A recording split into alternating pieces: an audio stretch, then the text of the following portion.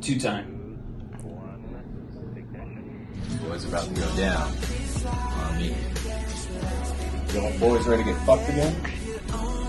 You're looking at the 2025 champ. Let's not lose. The boys lots more exposed than Andrew's scrotum. Just hoping to do good enough to not be last. Let's go. I'm ready to get hurt again. Hopefully it's only up from here. Here we go again. What's up, guys? Here with your Week 5 recap. I'm feeling a bit down. I think most of you or all of you should know why. But we're going to roll through this. Starting off with Andrew versus Oscar. We had Andrew's off to a 5-0 start with a 141-119 victory over Oscar. Typically, I've seen a 120 from Oscar or a 119, whatever you want to call it. Should get you pretty damn close to a W, but Andrew is really riding the back of a random Daniel Jones good season. I guess when you have a good line, you can actually show that he's a good quarterback and he was drafted for a reason. But yeah, from top to bottom, Andrew's team was doing pretty well. Looks like every single person is in the double digits except for his kicker, which will get you the dub pretty much every time. No huge standouts.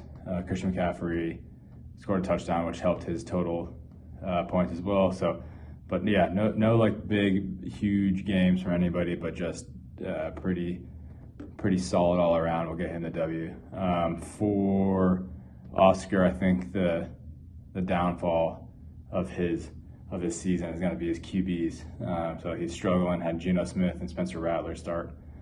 That's not really going to do it for you, though he did have his two starters, Michael Penix and Williams, on a bye. So we'll see if he can recover next week. So I think having two QBs on a bye and still putting up 120 is pretty good.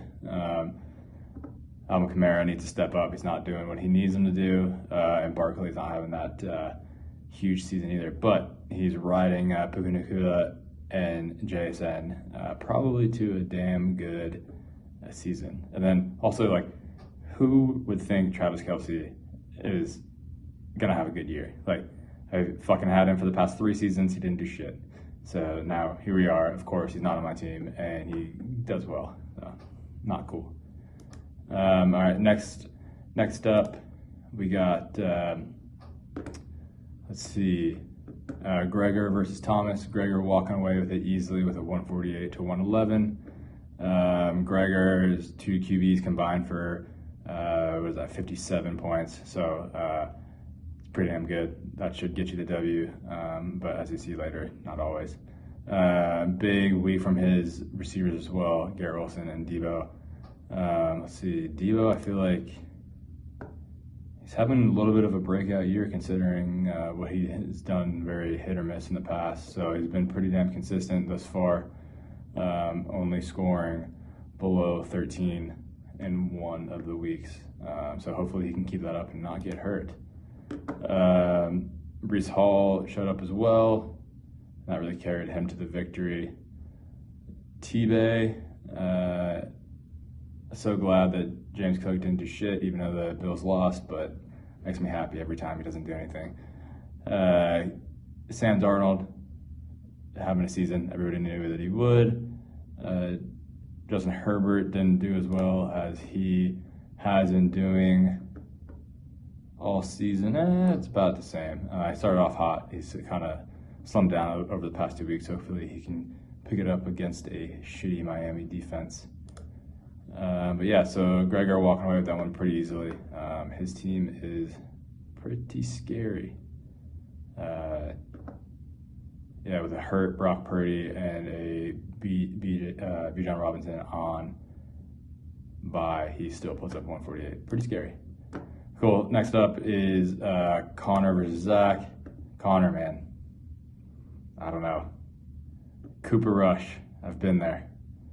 I have been there with Cooper Rush, man. When you're at to that point in your season, that's rough. Negative 1.8 is not going to get you the dub, but the rest of this team is also not looking too hot as well. Hopefully he can get some help here. Jameson Williams is having a terrible season. I'm not sure. They're just not passing him the ball for whatever reason. One target last week, like what the hell? I mean, yeah, one target to him, and they're putting up 37 points. That's crazy. So maybe he's not what we all thought he was. Good pickup with Darren Waller.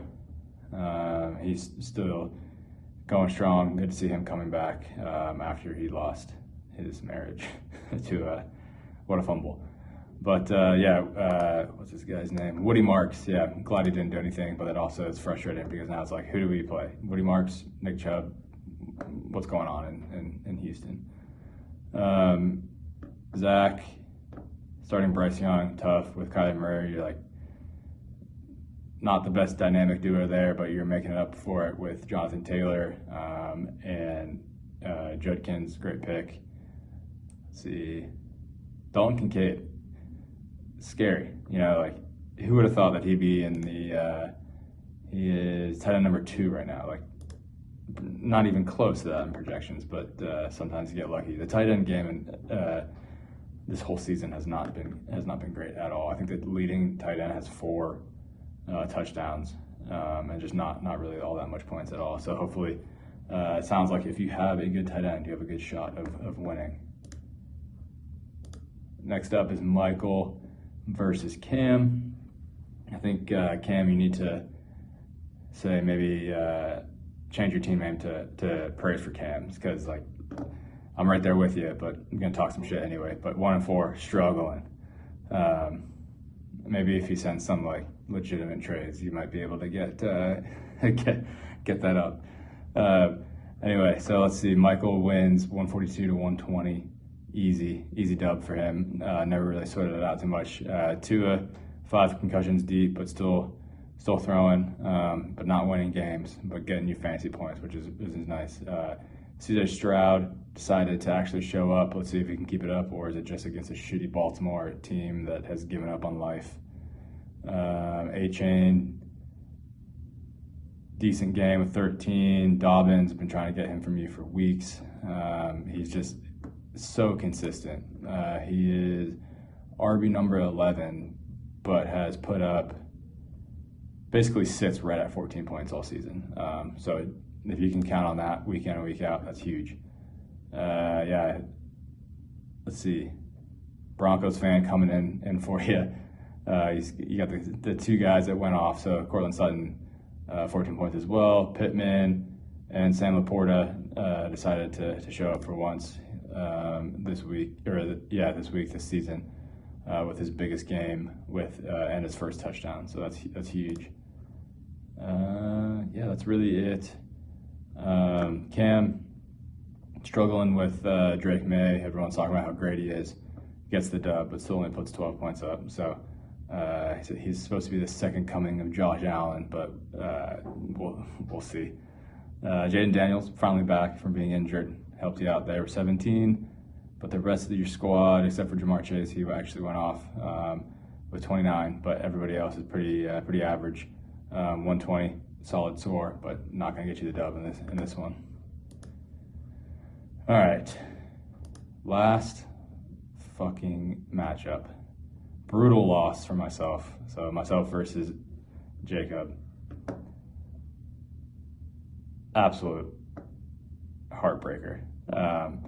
So I was up by 23, I think, 23, 24, maybe even more. Like somewhere between 23 and 27 going into Monday night with Patty Mahomes left on Jacob's side. And just absolute crusher. So threw up 157 to 161.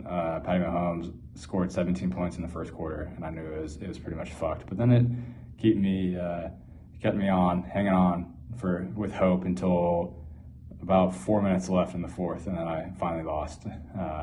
Brutal, absolute brutal. And the worst part about it is that I would have picked literally fucking any other defense, I would have won. Seahawks got me -6. As long as I picked one that just got 0, or if I didn't even play a defense, would have gotten the W. That's kind of been the the theme of my season. I think I'm 9 points away from being 2-2. No, 2-3. Is that how that works? Yeah. No, 3-2. Sorry, yeah, 9 points away from being 3-2. So completely different season that I could have had, but hopefully looking to bring it all together. Had some good pickups, good trades. Everyone thought that A.J. Brown trade was shit for Javonte Williams. Turns out Javonte Williams is number 2 running back and pretty consistent thus far on the number 1 offense in the NFL. Hopefully it stays that way, but you never know with the Cowboys. Rico Dowdle, hopefully he just continues to be in the number 1 spot over Chuba Hubbard. Emeka Egbuka, I think hands down might be the best draft pick this year. I got him late-ish. And yeah, we'll see. Struggling with my tight ends. TJ Hawkinson not doing anything. But I did pick up, blanking on his name, the tight end from Seattle, who's Sam Darnold's favorite target in the end zone, at least when they're close in the red zone. So yeah, happy that I put up 157 with Drake London and DK on a bye. Let's hopefully we can continue to throw up some points and get a W. On Jacob's side, I mean, he has Patty Mahomes and Justin Fields combined for over just under 55 points, but that's still solid.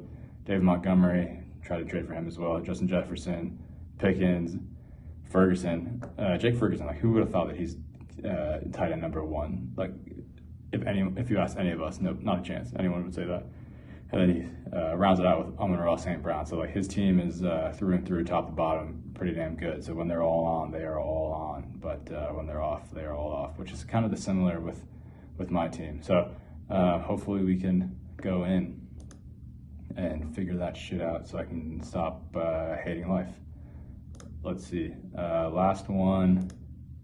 That was the last matchup. I'll go into this week's matchup. Myself versus Gregor.